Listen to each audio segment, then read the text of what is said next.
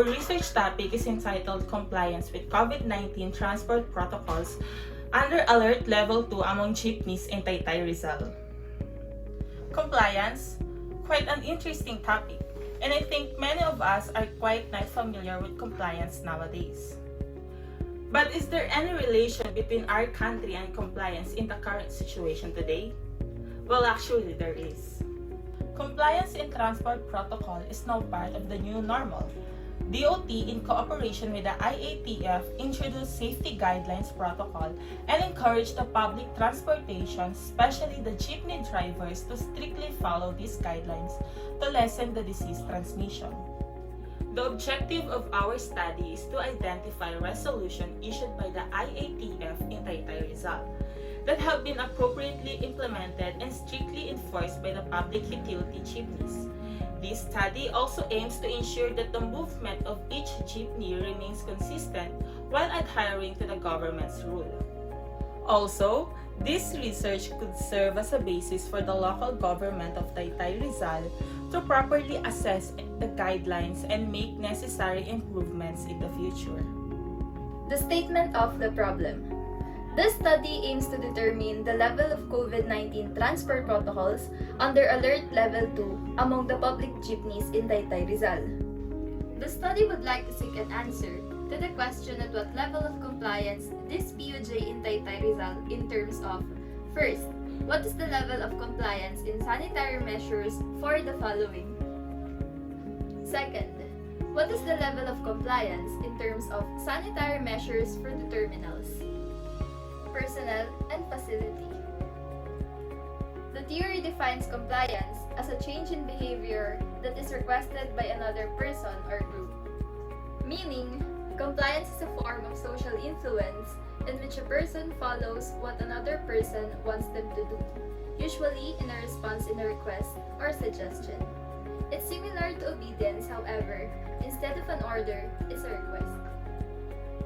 This theory supports the study as adherence to requirements from which the health and safety protocols provided by the LGUs within the area are properly implemented and strictly followed by public utility jeepneys in Taytay, Rizal. This figure shows the research simulacrum of the study. These are all the independent variables which all leads to the level of compliance.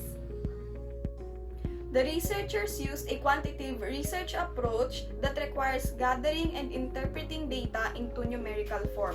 It aims to accomplish statistical computations and derive conclusions about some aspects of the study population, Fowler Jr. 2013. The participants of this study came from Taytay, Rizal. The place was selected to gain knowledge and information compliance with COVID-19 transport protocols under Alert Level 3 among public jeepneys in Taytay, Rizal.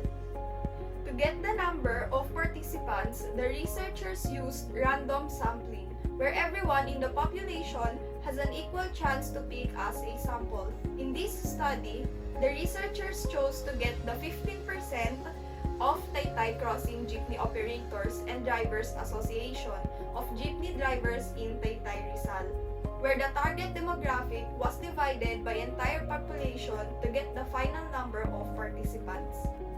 Different ethical procedures were discussed and taken by the group. Upon observing and examining the checklist, the participants were provided complete information regarding the research. They were reminded that their involvement in the study is voluntary and that they can choose not to fill up the required data without providing any justification. To guarantee anonymity and confidentiality, they could choose whether to keep their details confidential or not. The researcher used an observation checklist. The observation checklist contains a list of information that identifies and determines the level of compliance in sanitary measures of jeepney drivers, vehicle, passenger, terminal, personnel and facility, and physical distancing that support the researcher's proposition.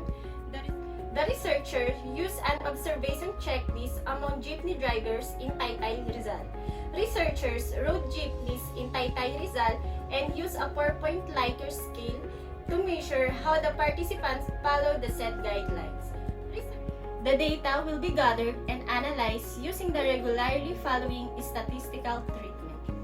First, to determine the level of compliance in sanitary measure for jeepney drivers, vehicle, and passenger, descriptive statistic using frequency distribution will be applied.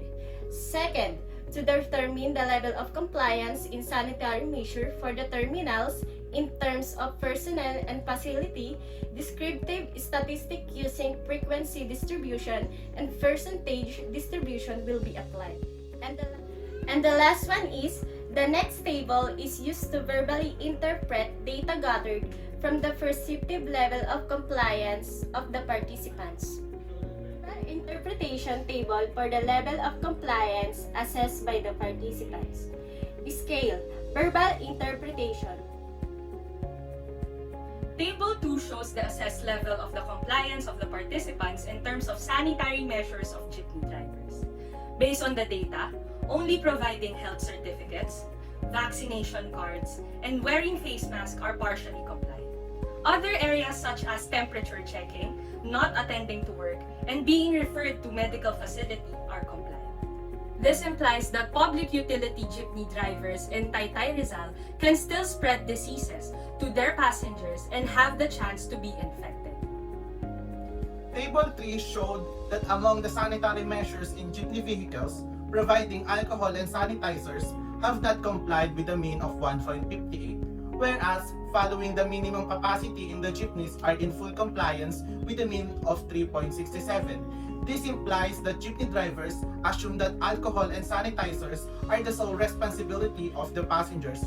Providing sanitizing agents can also increase the operating costs. Only the minimum passenger capacity supported the Department of Transportation regulations. Table 4, almost all observed clearly show that the passengers' sanitary measures were fully compliant.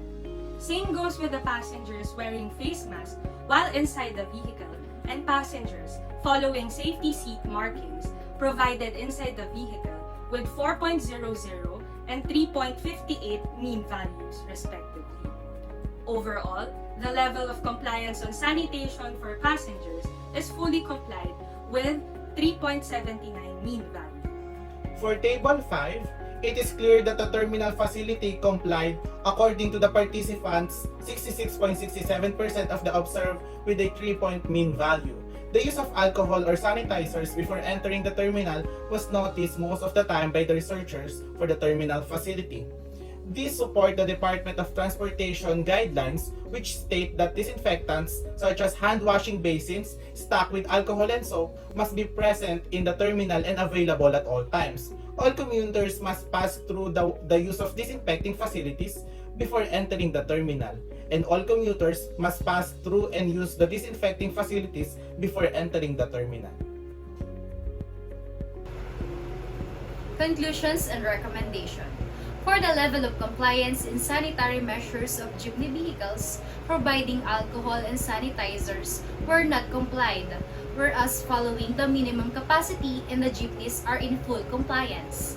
For the level of compliance in sanitary measures for passengers, they are entirely aware of the health regulations and compliant. Therefore, we recommend for the level of compliance of sanitary measures of jeepney drivers in the Taytay crossing route, the researchers recommend a more thorough investigation be conducted to improve hygienic procedures for the sanitary measures of jeepney drivers. For the level of compliance in sanitary measures for terminal facilities, the researchers recommend continuing the use of alcohol and sanitizers before entering the terminal. Additionally, all disinfecting facilities such as disinfectant foot baths and hand washing station with soap should be established at the terminal entrance. This may still be consideration to check other terminals, public areas, and other places where people ride or on terminals, especially malls or parks. Follow safety protocols and regulations. People should always prioritize their safety in this time of pandemic. And that concludes our research study entitled Compliance with COVID-19 Transport Protocols under Alert Level 2 among Public Jeepneys in Taytay Rizal. Mabuhay and God bless us all. Thank you.